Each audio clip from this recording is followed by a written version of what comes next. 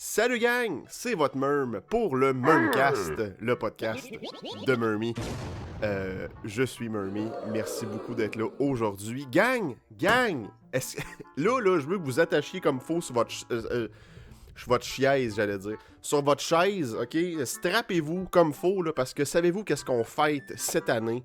Le 21 février, exactement, on fête les 40 ans de... Attendez un peu, il me semble qu'il y a de l'écho, là. J'ai quasiment réussi à fermer ma porte d'un coup. Cette année, 21 février 2000... J'allais dire 2024. 2026. Je devrais juste pas dire qu'est-ce que j'étais pensé dire. Comme ça, vous verriez que... En tout cas, on en reprend tout ça. Ok, parfait.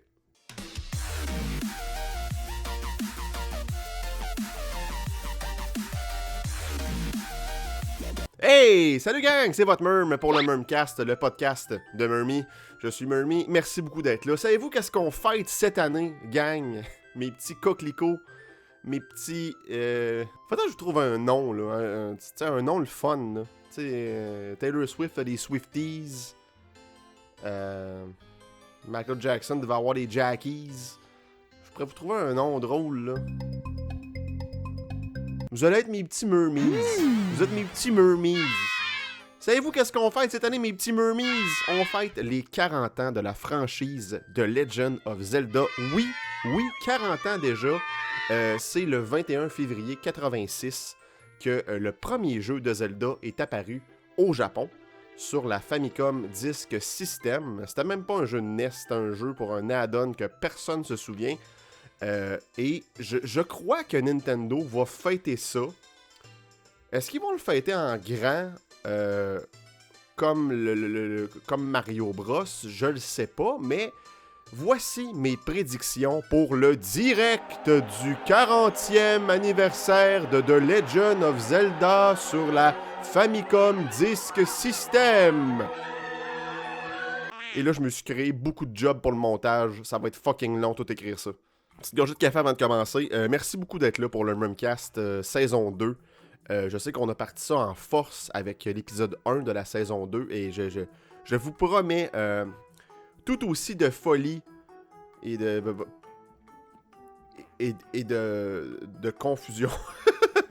On part. Le direct, je crois que le direct va durer à peu près 10 minutes. Ça va être quand même short and sweet, très condensé et tout. Et ça va commencer avec un trailer pour le film de Zelda qui sort l'an prochain. Et là, je crois pas qu'on va avoir un trailer comme substantiel, ok? Genre, parce qu'ils sont encore en production, sont encore en train de filmer, de tourner le film. Donc, je crois pas qu'il y a du post-production présentement qui se fait. Mais avoir juste un petit... C'est juste un petit teaser, comme on avait eu avec le 40e de Mario pour le film de Mario Galaxy. Je crois que ça se pourrait. Juste un petit snippet, là, juste un petit quelque chose à nous mettre sous la dent, là, pour comme sucer ça pendant 3-4 mois. Là.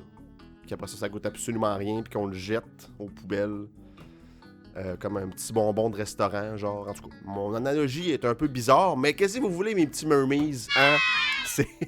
C'est le Mermcast. Ce n'est que ça, des analogies qui font aucun crise de sens. J'ai aussi l'impression qu'après ce petit snippet de film-là, on pourrait peut-être en savoir plus sur le casting. Mettons, qui joue Ganondorf, qui joue Tingle. I swear to God, faut que Tingle soit dans le film. C'est le comic relief du film de Legend of Zelda. Et là, mes connaissances en acteur anglophone / britannique est super limitée, fait que je m'avance pas sur le sujet, mais je crois que une annonce de casting supplémentaire ça pourrait arriver. Pourquoi pas?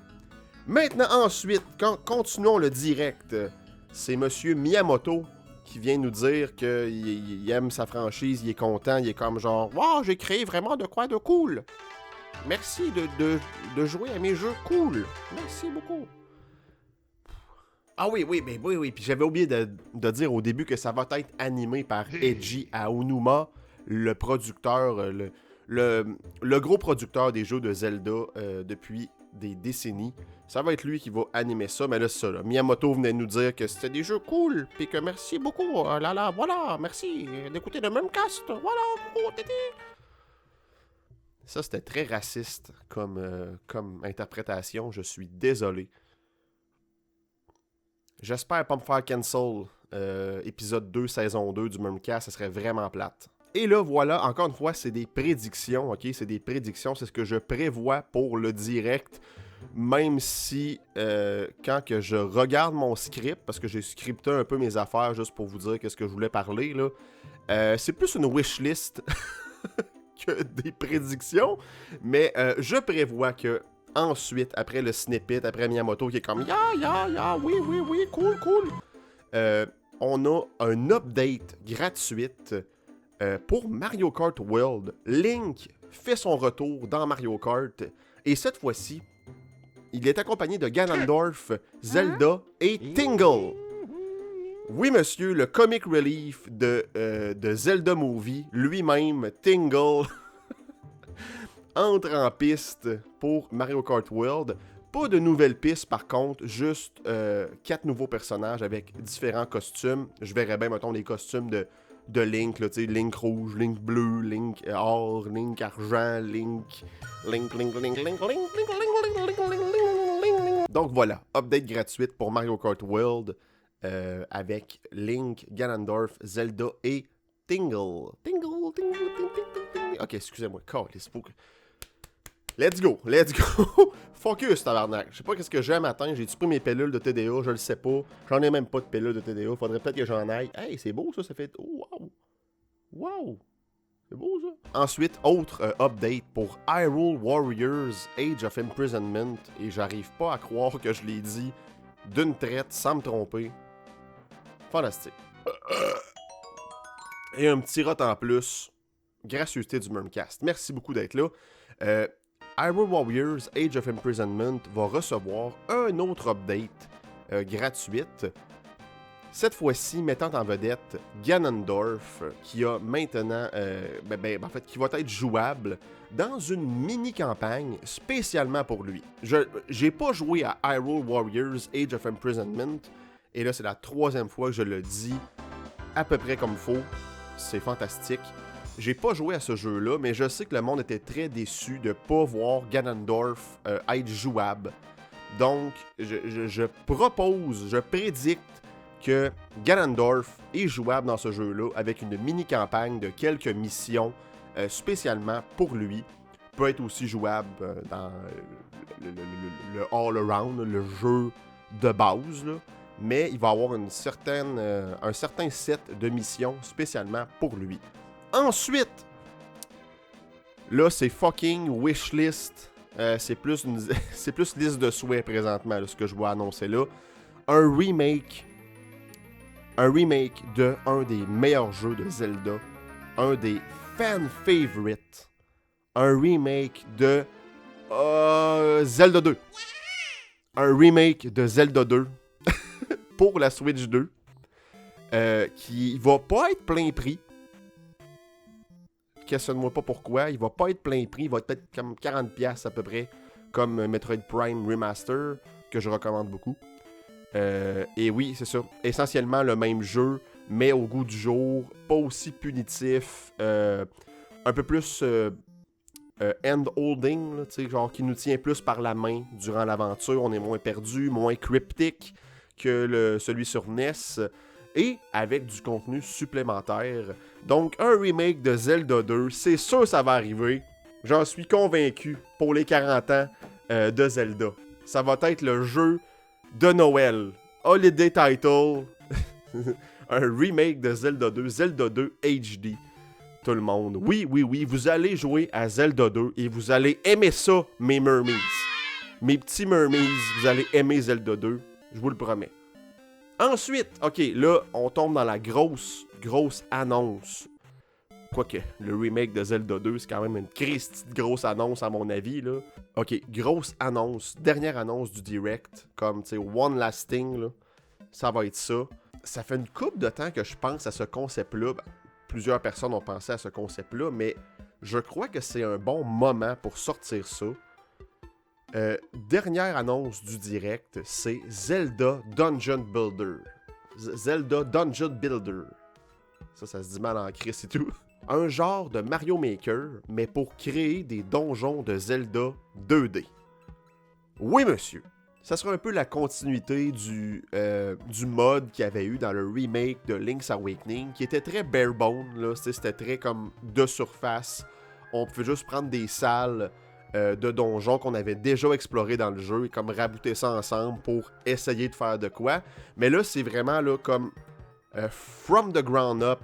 Je sais pas si c'est ça l'expression, excusez-moi mes petits mermies, mais là, ça serait vraiment un jeu comme from scratch, là, vraiment avec sa propre engine pour faire des donjons de Zelda 2D. On aurait deux templates. On aurait le template de Zelda A Link to the Past et le look chibi de Link's Awakening / Echoes of Wisdom. Et un peu comme sur Mario Maker, on pourrait... Attends un petit peu... Ok, C'était underwhelming, cette route-là, je suis désolé. Un peu comme sur Mario Maker, on peut switcher de style quand on veut. Les deux styles partagent les mêmes objets, les mêmes ennemis, items, etc., etc. C'est juste côté visuel. Il y aurait peut-être des petites choses qui pourraient changer, par contre, au niveau de l'engine. On aurait vraiment comme l'engine de A Link to the Past et celui de Link's Awakening. Donc le combat serait pas comme... filerait pas pareil, si je pourrais dire. Mais oui, je vois ça. Et là, tombons dans le vif du sujet. Comment créer un donjon de Zelda 2D? Ben, on aurait des salles préfaites où ce qu'on peut emboîter ensemble, comme sur Link's Awakening, là, des salles pour faire un donjon. Mais ce serait possible de tout modifier dans ces salles-là. Ôter des objets, rajouter des ennemis, rajouter des murs, des blocs, des trous, des items. Peu importe ce que tu veux, tu pourrais le faire. Mais évidemment, le gros point de ce jeu-là, ça serait qu'on pourrait créer des salles à partir de rien du tout. Il y aurait plusieurs types de sols, différents murs, différents objets. En tout cas, vous comprenez ce que je veux dire par là. Au départ, on détermine quel item Link a déjà en sa possession, le nombre de cœurs qu'il possède, s'il y a des personnages autres que Link, mettons, je sais pas, un personnage à escorter, ou je verrais un peu comme dans... Là, je sais que c'est un donjon 3D, mais dans le Fire Temple... Là, je sais que c'est un donjon 3D, mais dans le Fire Temple de Ocarina of Time, on libère des gorons de leur prison. Donc, il pourrait avoir cet aspect-là aussi. Je verrai une liste de dialogues déjà faites, déjà créés pour interagir avec ces personnages-là dans le donjon. On détermine aussi au départ plein de paramètres pour battre le donjon en question. Est-ce qu'il faut escorter quelqu'un? Est-ce qu'il faut battre un boss? Est-ce qu'il faut se rendre à la fin avant un temps limite? Il y aurait plein de paramètres qu'on pourrait mettre pour battre le donjon en question. Il y aurait une variété de boss et d'ennemis de toute l'histoire de Zelda. Et un peu comme sur Mario Maker, je verrais qu'on pourrait comme fusionner deux ennemis ensemble pour en créer un autre. Je sais pas comment ça pourrait fonctionner. Sur Mario Maker, on les empile ensemble, là, mais dans un Zelda 2D, ce serait comme de fusionner les mécaniques ensemble pour créer un autre ennemi ou un autre boss. On peut mettre des paramètres spéciaux aux ennemis et aux boss aussi. Genre, tout est modifiable comme tu le souhaites. Si, mettons, tu veux que cet ennemi-là soit tué juste avec, mettons, je sais pas, le bâton de feu, ben, tu peux programmer ça sur l'ennemi. Et là, je cherche mes mots. Juste un petit instant. Sont-tu ici? Sont-tu là? Je les ai mis, mes mots. Sont-tu dans... Non, ils sont pas là. Dans le chapeau de fête? Non.